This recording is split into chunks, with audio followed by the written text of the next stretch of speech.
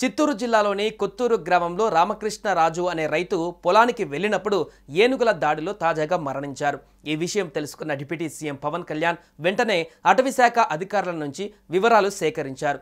గత 3 నెలలుగా వరుసగా 15 ఏనుగుల గుంపు ఈ ప్రాంతంలో సంచరిస్తూ వ్యవసాయ భూములను ధ్వంసం చేస్తుందని అధికారులు వెల్లడించారు. అటవీశాఖ ప్రయత్నాలు చేస్తున్నప్పటికీ ఈ ఏనుగులు మానవ జీవితాలకు, పంటలకు ముప్పుగా మారాయని తెలిపారు. 2011 నుంచి ఉమ్మడి చిత్తూరు జిల్లాలో ఏనుగుల దాడుల్లో సుమారు 25 మంది మరణించినట్లు అటవీ అధికారులు వివరించారు. ఇక ఈ నేపథ్యంలో డిప్యూటీ సీఎం పవన్ కళ్యాణ్ అటవీశాఖ అధికారులకు పలు సూచనలు చేశారు. ఏనుగుల గుంపులు సంచరించే మార్గాలను క్రమం తప్పకుండా పర్యవేక్షించాలని, ఆయా ప్రాంతాలలోని రైతులకు ముందస్తు సమాచారం అందించాలని ఆదేశించారు. మరణించిన రైతు కుటుంబానికి అటవీశాఖ జిల్లా యంత్రాంగం తరపున సానుభూతిని తెలియజేసి నష్టపరిహారం అందించాలని సూచించారు.